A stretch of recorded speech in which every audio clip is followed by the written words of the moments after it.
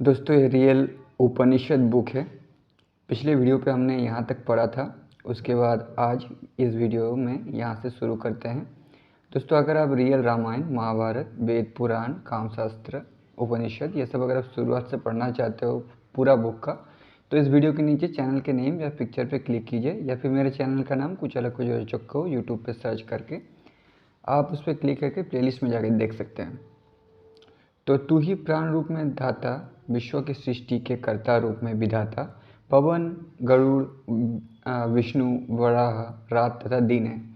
भूत, भविष्य तथा वर्तमान भी तू ही है। सारी क्रियाएं काल रात्रि, काल गति, प्राणी मात्र की तथा वस्तुत परमाक्षर परम अविनाशी तत्व तू ही है। जिसके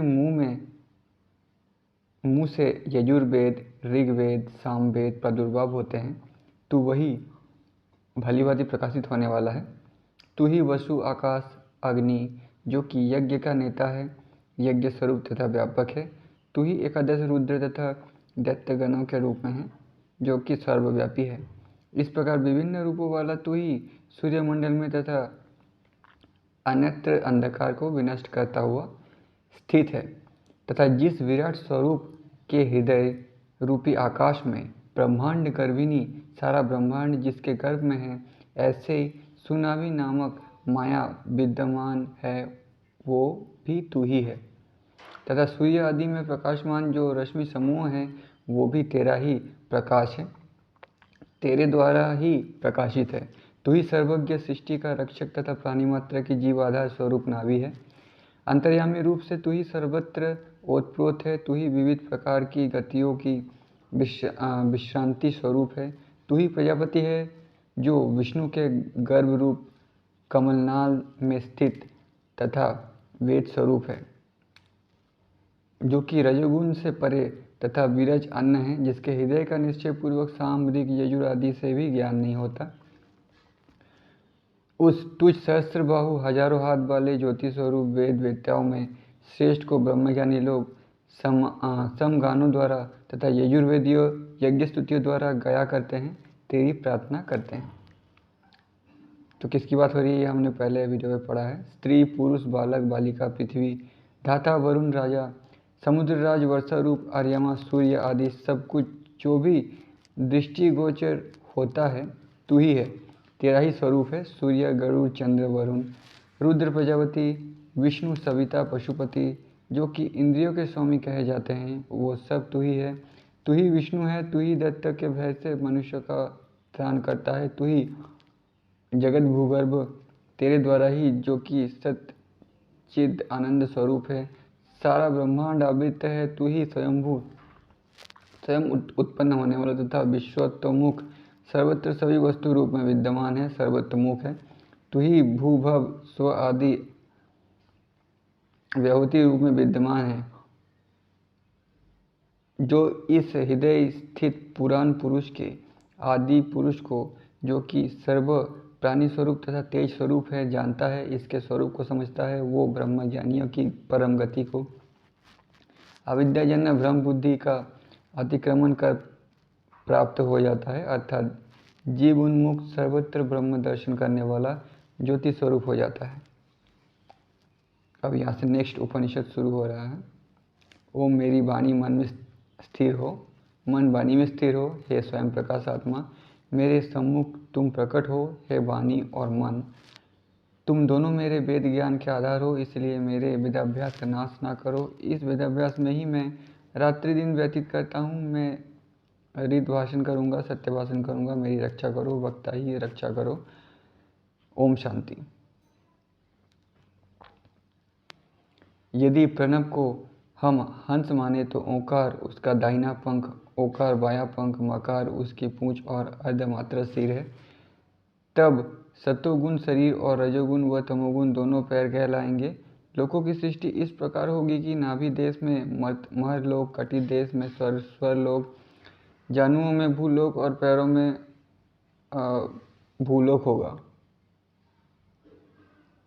इस प्रकार से जनलोक, तपलोक और सत्यलोक उसके हृदय कंठ और ललाट व भौहों के बीच में स्थित होंगे।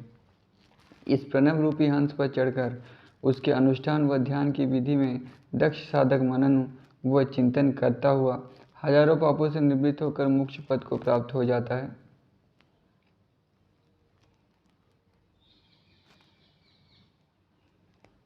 ओंकार के अग्नि देवता है।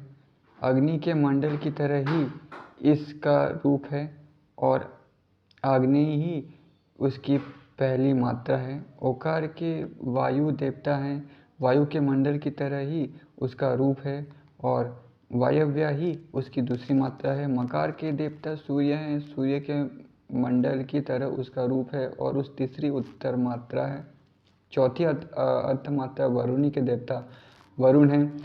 इन सभी प्रकार की मात्राओं में 3-3 सुंदर मुख है, इसलिए प्रणव को द्वादश कलात्मक कहा जाता है। धारणा ध्यान और समाधि ही उसे जानने के साधन है। प्रणव की 12 प्रकार की कलाओं में मात्राओं के नाम इस तरह कहे जाते हैं: पहली घोषणी, दूसरी विद्युत माला, तीसरी पतंगी, चौथी वायु वेगिनी, पांचवी नामधेय, छठी ऐन्द्री, सातवीं वैष्णवी, आठवीं शंकरी, नवीं महती, 10वीं ध्रुवा, 11वीं मौनी और 12वीं ब्राह्मी। यदि पहली मात्रा में साधक का शरीर छूट जाता है तो भारत के चक्रवर्ती सम्राट के रूप में शरीर धारण करता है। दूसरी मात्रा में शरीर छूटने पर यशस्वी यक्ष बनता है। तीसरी मात्रा में विद्याधर और चौथी में गंधर्व का जन्म लेता है। पांचवी मात्रा में प्रारणानंद होने पर तुषित नाम के देवता के साथ निवास करता हुआ चंद्रलोक में विभूषित होता है। छठी मात्रा में प्राणों का उत्गमन होने पर इंद्रदेव का सायुज्य मिलता है। सातवीं मात्रा में विष्णु भगवान का पद प्राप्त होता है। आठवीं मात्रा में प्राणों का वियोग होने पर शंकर भगवान का सामिध्य मिलता है। नवीं मात्रा में महरलोक, 10वीं में ध्रुवलोक, 11वीं में तपोलोक और 12वीं मात्रा में प्राणांत होने पर साधक ब्रह्मलोक में स्थान प्राप्त करता है। ब्रह्मलोक सबसे श्रेष्ठ है। परब्रह्म को जानने के लिए इससे भी ऊंचा, श्रेष्ठ, शुद्ध और कल्याणकारी तत्व है जिससे सभी तरह की ज्योतियाँ अग्नि, सूर्य व चंद्र आदि निकलती है। साधक की स्थिति योग युक्त तब कही जा सकती है जब उसका मन, इंद्रिय और सतरज व तम तीनों गुणों से परे हो जाता है, पर तत्व से लीन हो जाता है, उपमा रहित हो जाता है। ऐसे योग मार्ग के पथिक को, जिसे भगवान में श्रद्धा और आसक्ति है, उसे सब तरह के भौतिक आकर्षणों को छोड़कर शनि शनि शरीर में स्थिति अहम को भी त्याग देना चाहिए। ये होने पर ये सांसारिक बंधनों से युक्त होकर केवल पय को प्राप्त कर लेता है और तब वो परमात्मा का साक्षात स्वरूप ही हो जाता है, परम आनंद को प्राप्त करता है। हे बुद्धिमान पुरुष, तुम्हें आत्मा के स्वरूप को जानने के लिए सदैव चेष्टा करनी चाहिए और अपने मूल्यवान समय को उसी के चिंतन में बिताना चाहिए। प्रारंभ कर्मों के अनुसार जो कष्ट और कठिनाइयाँ भोग रूप में सामने आती है, उनसे खिन्न नहीं होना चाहिए, क्योंकि जब आत्मा का ज्ञान हो जाता है तब भी इस प्रारब्ध से छुटकारा नहीं हो पाता। जिस प्रकार से स्वप्न में दिखाई देने वाले पदार्थ सत्य और स्वप्न से जागने पर असत्य जान पड़ते हैं, उसी प्रकार तत्वज्ञान हो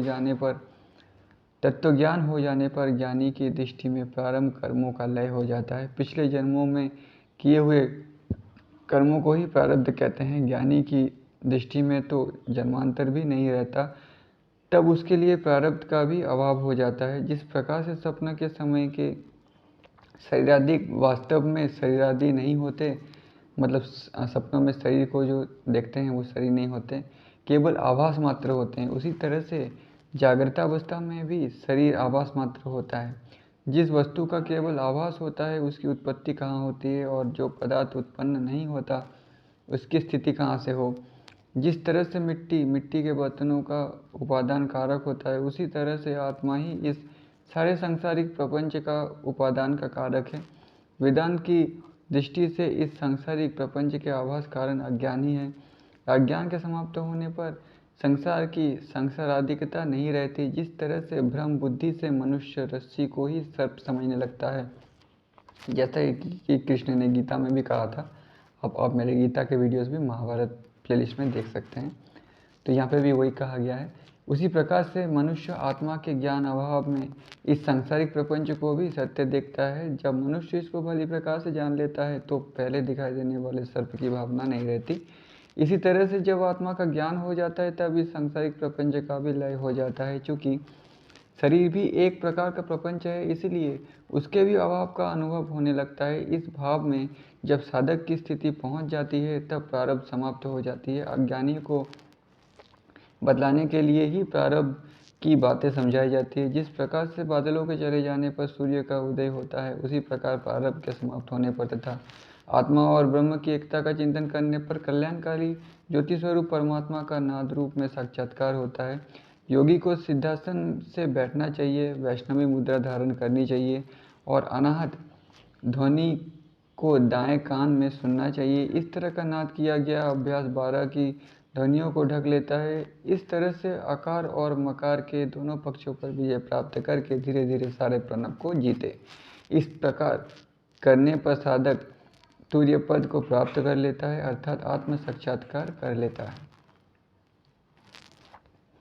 अब पहले ये अभ्यास किया जाता है तो ये नाद कई तरह का होता है और बड़े ज़ोर ज़ोर से सुनाई देता है, परंतु अभ्यास बढ़ जाने पर नाद धीमे से धीमा होता जाता है। शुरू में इस नाद की ध्वनि नागरी, फरना, भेरी, मेद और सुमून की तरह होती है, परंतु बाद में भ्रमर, बीना, बंशी और किंकिरी की तरह मधुर होती है। इस तरह से वो ध्वनि धीमी से धीमी होती हुई कई तरह की सुनाई देती है। भेरी आदि की ध्वनि सुनने पर असम धीमे से धीमे नाद का विचार करना चाहिए। साधक को चाहिए कि वो धीमे से धने और धने से धीमे से नाद में जाए और मन को इधर उधर ना भटकाने दे।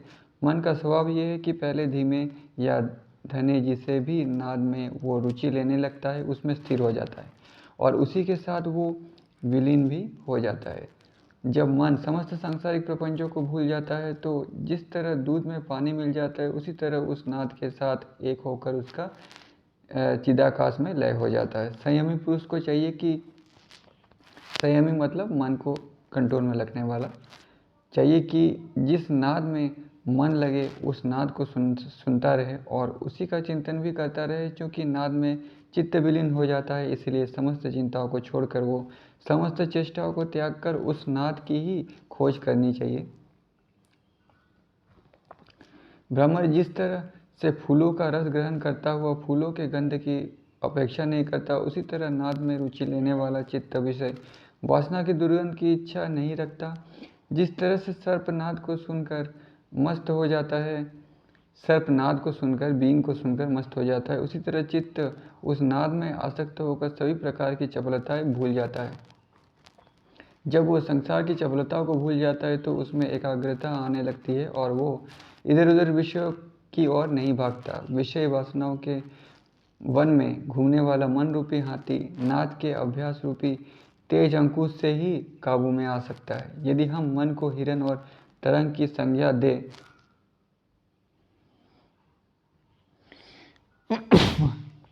तो यह नाद उस हिरन को फांसने के लिए जाल का और तरंग को रोकने के लिए तट का काम देता है। नाद के प्रणव में संलग्न होने पर वो ज्योतिर्मय हो जाता है। उस स्थिति में सन का लय हो जाता है। उसी को विष्णु भगवान का परम पद कहते हैं। मन में आकाश का संकल्प तभी तक रहता है जब तक कि शब्द बोले वो सुनाई देते हैं। शब्दों के न रहने पर तो वो परमात्मा का अनुभव करने लगता है। नाद के रहने तक ही मन का अस्तित्व रहता है। मन के भ्रमण होने की स्थिति तब आती है जब नाद धीमे से धीमा होता जाता है। शब्दों में याद किया हुआ नाद अक्षर ब्रह्म में लीन हो जाता है। जब नाद में शब्द ना दिखाई दे तो ही ये समझना चाहिए कि यही परम पद है। जब नाद की खोज करने पर विषय वासनाएं दग्ध हो जाती है तो निश्चय रूप से मन और प्राण का परब्रह्म में लय हो जाता है। यूँ कहना चाहिए कि हजारों नादों व हजारों बिंदुओं का उस परम नाद में लय हो जाता है। निस्संदेह ही वो योगी मुक्तावस्था में माना जाता है जो जागृत, स्वप्न और सुषुप्ति की तीनों अवस्थाओं के परे हो जाता है और सब तरह की सांसारिक चिंताओं को छोड़कर मुर्दे की तरह हो जाता है। वो शंख और दुदुम्बी के नाद को कभी भी श्रवण नहीं करता। मन के अमन होने की स्थिति आने पर मन शरीर में रहते हुए भी लकड़ी की तरह जड़ हो जाता है। उसे फिर सर्दी गर्मी और सुख दुख व मान अपमान की अनुभूति नहीं होती। समाधि पर पदासीन हो वो इन सब को छोड़ देता है। तब योगी का चित्त इतना स्थिर हो जाता है कि वो तीनों अवस्थाओं जागृत, स्वप्न और सुषुप्ति का कभी पीछा नहीं करता। जागृत एवं स्वप्नावस्था से निवृत्त होकर अपने वास्तविक स्वरूप में स्थित हो जाता है।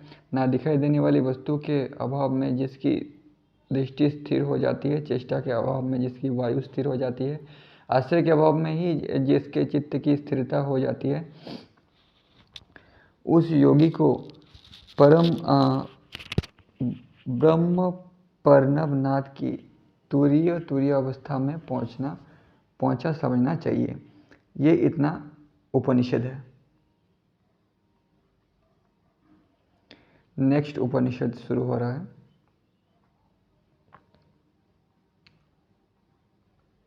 अपने पिता भगवान नारायण के पास जाकर पितामह ब्रह्मा ने कहा, तुरीयातीत अवधूत का मार्ग क्या है और उनकी स्थिति कैसी होती है? तब भगवान नारायण ने कहा, अवधूत के मार्ग पर चलने वाले पुरुष दुर्लभ हैं। वे बहुत नहीं होते। अगर वैसा एक भी हो तो वो नित्य पवित्र, वैराग्यपूर्ण, मूर्ति ज्ञानाकार और वेद पुरुष होता है। ऐसी विद्वानों की मान्यता है। ऐसा महापुरुष अपना चित्त मुझ में रखता है और मैं उसके अंतर में स्थित रहता हूँ। वो आरंभ के कुटीचक होता है, फिर बहुधक की श्रेणी में आता है। बहुधक से हंस बनते हैं, फिर परमहंस होते हैं। वे निज स्वरूपानुसंधान से समस्त प्रपंच के रहस्यों को जान जाते हैं और तब दंड, कमंडलू, कटिसूत्र, कौपीन, आच्छादन करने वाले वस्त्र और विधि पूर्वक की जाने वाली क्रियाओं को जल में त्याग देते हैं। तब वे दिगंबर वस्त्र रहित होकर विवर्ण और जीर्ण वल्कल छाल का वस्त्र और अजीन का भी त्याग कर सब प्रकार की विधि निषेध रहित बनकर रहते हैं। वे बाल, बलमना, अभंग, स्नान, ऊर्ज, पुनरादिक का भी त्याग कर देता है। वे लौकिक और वैदिक कर्मों का, पुण्य और अपुण्य का, ज्ञान और अज्ञान का भी त्याग कर देते हैं। उनके लिए सर्दी गर्मी, सुख दुख, मानापमान नहीं होता। वे तीनों वासनाओं सहित निंदा, अनिंदा, गर्व, मत्सर, दंभ, द्वेष, काम, क्रोध, लोभ, मोह, हर्ष, अमर्ष, असूया, आत्मा संरक्षण की भावना को त्याग आग में झोंक देते हैं और अपनी देह को मुर्दा के सदस्य समझ लेते हैं। वो प्रयत्न, नियम, लाभालाभ की भावना से शून्य होते हैं। गौ की तरह, गाय की तरह जो कुछ मिल जाता है उसी से प्राण धारण करते हैं और सब प्रकार के लालच से रहित रहते हैं। वे विद्या, पांडित्य और प्रपंच समझकर धूल की तरह त्याग देते हैं। पांडित्य प्रपंच यानी पांडित्य भाव, प्रपंच दोनों को ही त्याग देते हैं। अपने स्वरूप को छिपा कर रखते हैं और इसीलिए दिखलाने के लिए छोटे बड़े जो भावना को पूर्ववत मानने रहते हैं, सर्वोत्कृष्ट और अद्वैत रूप की कल्पना करते हैं। वे मानते हैं कि मेरे अतिरिक्त अन्य कुछ भी नहीं है, अर्थात मैं ही पूर्ण ब्रह्म हूँ। वे देव और गुरु रूपी संपत्ति का आत्मा में उपसंहार करके ना तो दुख से दुखी होते हैं और ना सुख से प्रसन्न होते हैं। जैसे कृष्ण गीता में कहते हैं ना, जो ना सुखी होता है ना दुखी होता है। वे राग से पृथक रहते हैं और शुभ अशुभ किसी बात से कभी स्नेह नहीं रखते। उनकी सब इंद्रियां उपराम को प्राप्ति होती है। वे अपने पूर्व जीवन के आश्रय, विद्या, धर्म, प्रभाव आदि का स्मरण नहीं करते और वर्णाश्रम के आचार का त्याग कर देते हैं। उनको दिन तथा रात समान होता है उनके लिए, इसीलिए सोते नहीं, कभी असावधान नहीं होते, सदा विचरण करते हैं। उनका देह मात्र ही अवशिष्ट रहता है, जल और स्थल ही उनको कमंडलू का काम देता है। वे सदैव उन्म उत्तेजना से रहित होते हैं। वो बाहर के बालक, उन्मत्त अथवा पिशाच के समान बनकर एकाकी रहते हैं, किसी से संभाषण नहीं करते, वरन सदैव स्वरूप के ध्यान में ही रहते हैं। वे निरालंब का अवलंबन करके आत्मनिष्ठ के अतिरिक्त और सबका ध्यान भुला देते हैं। इस प्रकार का तुरीयातीत अवधूत के वेश वाला सदैव अद्वैत निष्ठा में तत्पर रहता है और प्रणव के भाव में निमग्न होकर देह त्याग करता है। वही अवधूत है और वो कृतकृत्य हो जाता है, ऐसा ये उपनिषद है। नेक्स्ट उपनिषद यहाँ से शुरू हो रहा है। अब योगियों को योग सिद्धि के लिए योगराज का निरूपण किया जाता है। ये योग मंत्र, लयराज तथा हठ योग इस 4 संख्या वाला है। तत्व के दृष्टा योगियों ने इस 4 प्रकार का बताया है: आसन, प्राण संरोध, ध्यान और समाधि। सब योगों में समस्त इन चारों को समझना चाहिए। पंडितों को चाहिए कि वो ब्रह्मा, विष्णु तथा शिव के मंत्र जप करें। वत्सराज आदि के द्वारा मंत्र योग सिद्ध किया गया तथा व्यास आदि ने लय योग को सिद्ध किया। आत्मा जब नवों चक्रों में लय करके योग सिद्धि प्राप्त करते हैं, पहला चक्र भग की आकृति वाला 3 बार घेरा वाला हुआ करता है, जिसे कि ब्रह्म चक्र कहते हैं। अपान स्थल में मूल कंद है, जिसे कि काम रूप कहा गया है, उसे ही बहिन कुंड तथा तत्व कुंडलिनी कहा जाता है। मुक्ति के लिए उस ज्योति स्वरूप जीव रूप का ध्यान करना चाहिए। दूसरा चक्र स्वादिष्ठान होता है, जो कि बीच में बतलाया गया है। पश्चिमाभिमुख एक लिंग है, जो कि प्रबाल के अंदर अंकुर के समान चमत्कार है, जो उद्ग्र योग पीठों में उसका ध्यान कर संसार का आकर्षण करना चाहिए, अपने में खींचना चाहिए। तीसरा नाभि चक्र है, जिसमें कि संसार स्थित है। 5 घेरे वाली बिजुनी के समान तेजस्विनी मध्य शक्ति का चिंतन करना चाहिए। ज्ञानी पुरुष उसके ध्यान कर लेने पर सभी सिद्धियां प्राप्त कर लेता है। चौथा चक्र हृदय में समझना चाहिए, जिसका मुंह नीचे की ओर है।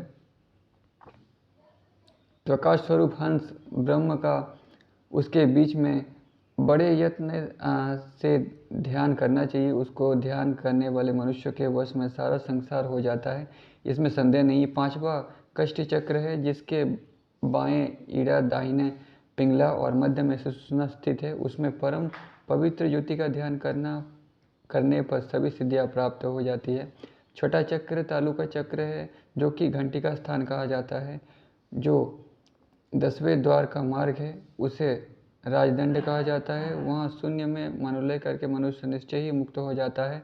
7वां चक्र भूचक्र है, जिसे बिंदुस्थान कहा गया है। भुवों के बीच गोलाकार ज्योति का ध्यान करके योगी मुक्त हो जाता है।